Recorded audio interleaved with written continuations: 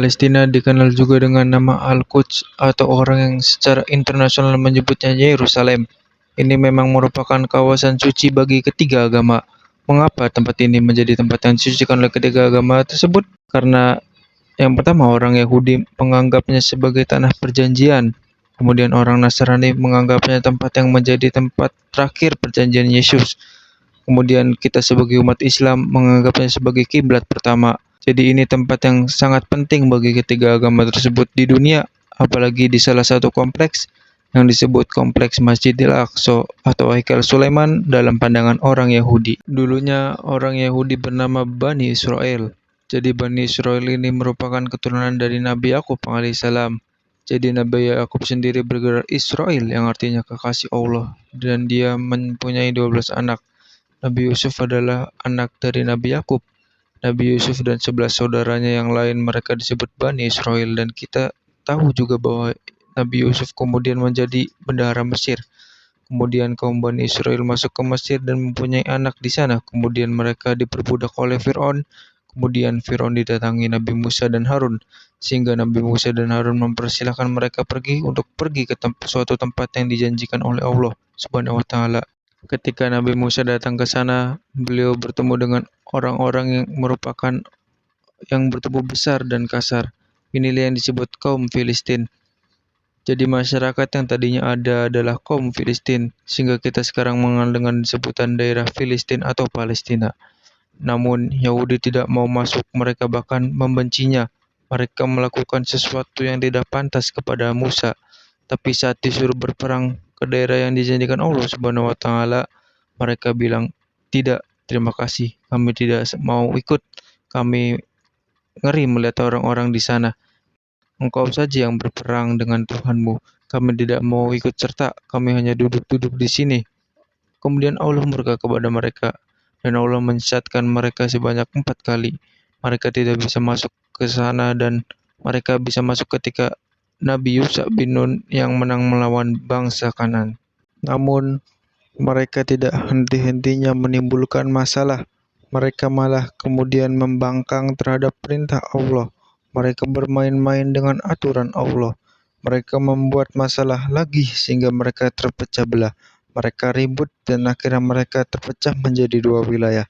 Wilayah pertama adalah kerajaan Israel yang berada di utara. Wilayah kedua merupakan nama kerajaan Yehuda yang berada di sebelah selatan. Kerajaan Israel mempunyai ibu kota bernama Samaria, sedangkan ibu kota kerajaan Yehuda adalah Yerusalem. Mereka terus-menerus berselisih dan berkonflik satu sama lain. Hingga akhirnya ada satu kerajaan yang disebut kerajaan Asyur. Pada tahun 722 sebelum Masehi, kerajaan ini akhirnya berhasil menaklukkan wilayah utara, yaitu kerajaan Israel. Dan ketika ingin menaklukkan kerajaan Yehuda, namun dengan cepat dilakukan oleh kerajaan Babilonia yang rajanya sangat terkenal bernama Nebukadnezar. Berhasil menaklukkan kerajaan Yehuda pada tahun 597 sebelum Masehi. Kemudian pada tahun 596 sebelum Masehi, Haikal Sulaiman dihancurkan dan orang-orang Yahudi dibawa ke Babilonia. Di sana banyak orang Yahudi yang hilang, di antara mereka ada yang dibunuh, ada pula yang diangkat menjadi budak.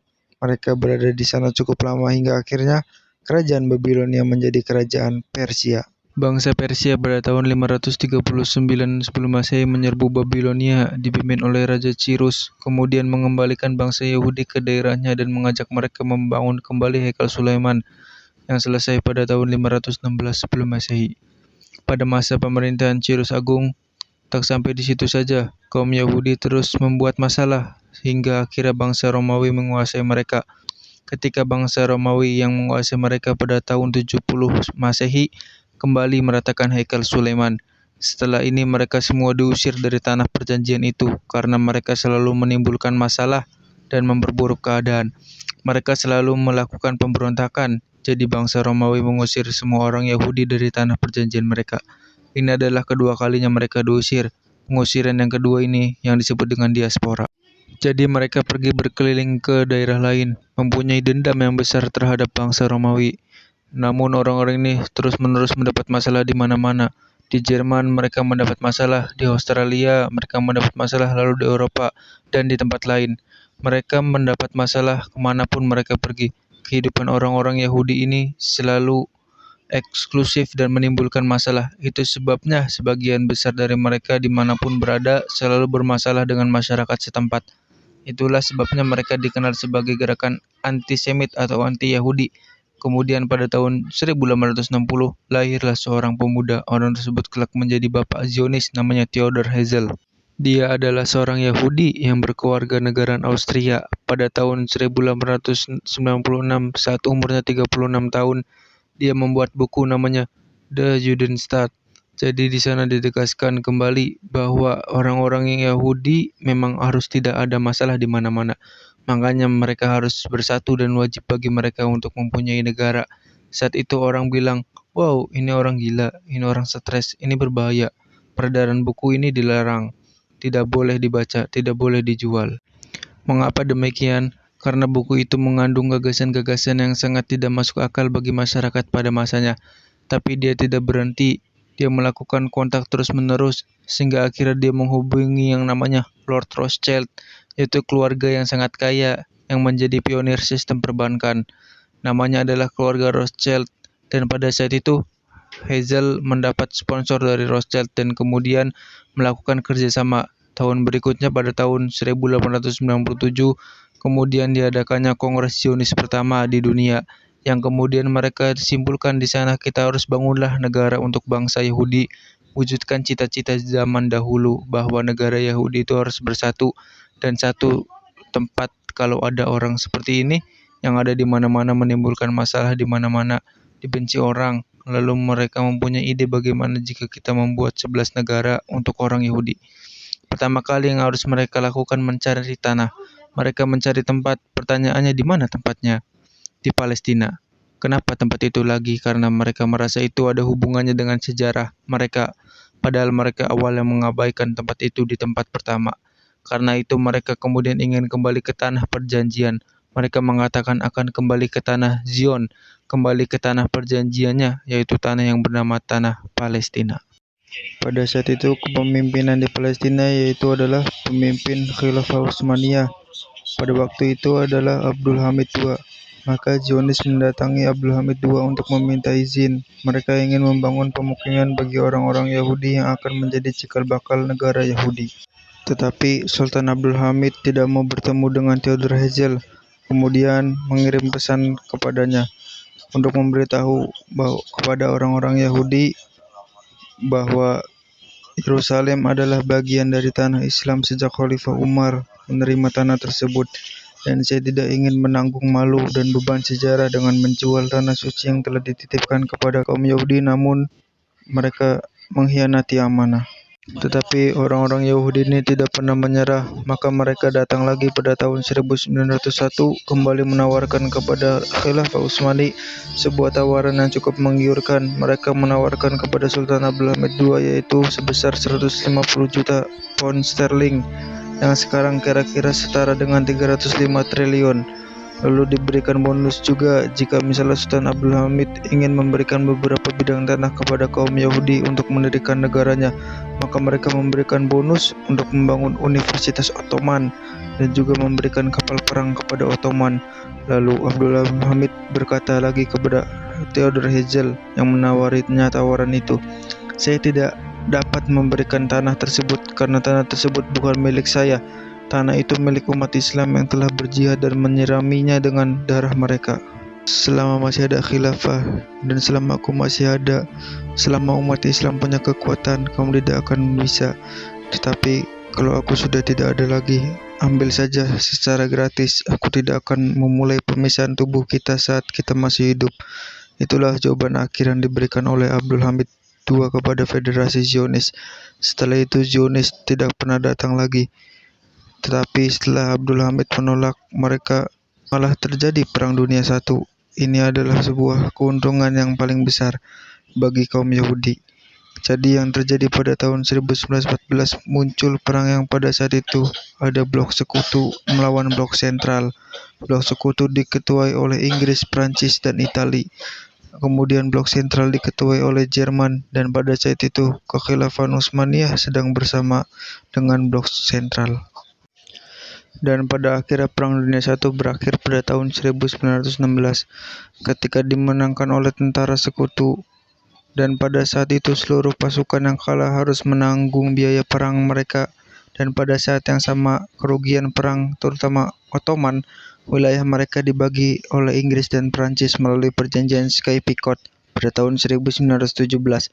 Perjanjian antara komandan Inggris dan komandan Prancis.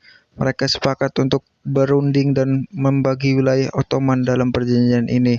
Mereka membagi ada wilayah untuk Inggris, ada wilayah untuk Prancis, dan mereka menggunakan satu wilayah bersama dengan wilayah khusus yang lebih mirip Palestina dan sekitarnya, namun nyatanya yang memilikinya adalah Inggris. Selanjutnya, penduduk setempat langsung menulis surat permintaan kepada pemerintah Inggris dan kemudian ditanggapi oleh Menteri Luar Negeri Inggris yang saat itu adalah Arthur James Balfour.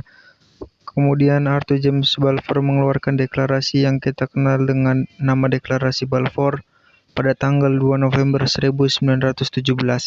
Kemudian orang Inggris dan pihak Inggris memperkuat hal ini melalui penerbitan Mandate for Palestine pada tahun 1922. Inggris yang saat itu memimpin Liga Bangsa-Bangsa memberikan Mandate for Palestine untuk melegitimasi langkah Yahudi ke Palestina. Puluhan ribu, ratusan ribu, bahkan jutaan ribu orang pindah ke tanah Palestina. Yang terjadi selanjutnya tanggal 29 November 1947 setelah Perang Dunia Kedua. Yang memimpin dunia kini berubah. Awalnya Inggris berubah menjadi Amerika. Kemudian Amerika merubah dari Liga Bangsa-Bangsa menjadi PBB, yaitu Perserikatan Bangsa-Bangsa. Sehingga PBB lah yang mengambil alih sebagai mediator dalam menyelesaikan konflik di Palestina. Namun PBB mengeluarkan resolusi yang berisikan kebijakan Two Nation State, yaitu pembagian dua wilayah.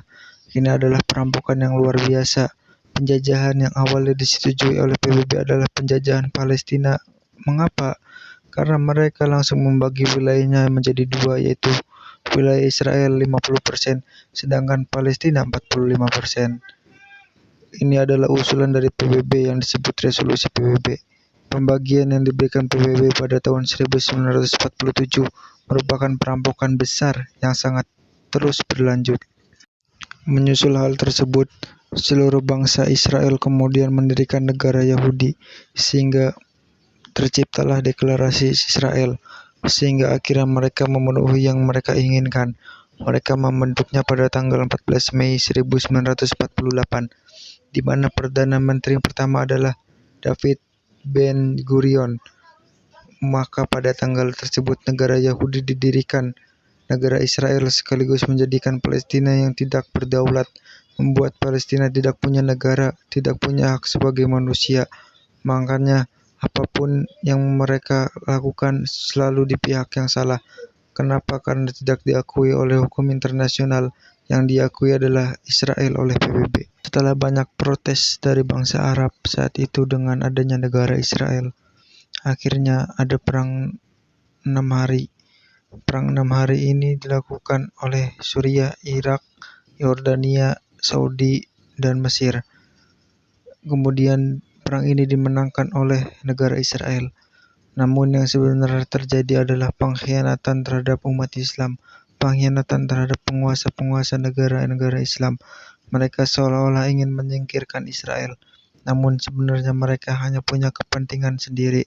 Sehingga pihak Israel membenarkan sebuah mitos bahwa mereka tidak pernah dikalahkan.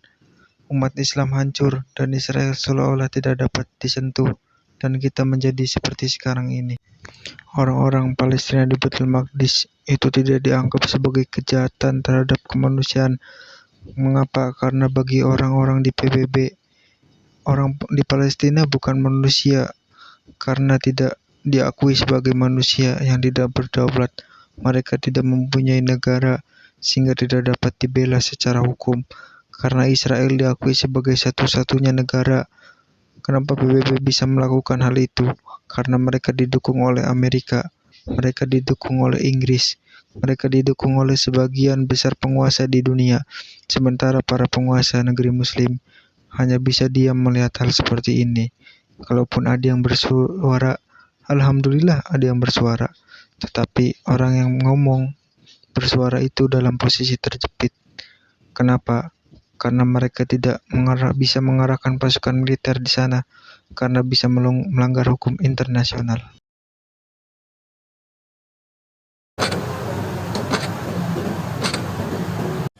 Sudah 76 tahun lebih, bahkan Israel telah menjajah Palestina dengan cara aneksasi, dengan cara merampas tanah.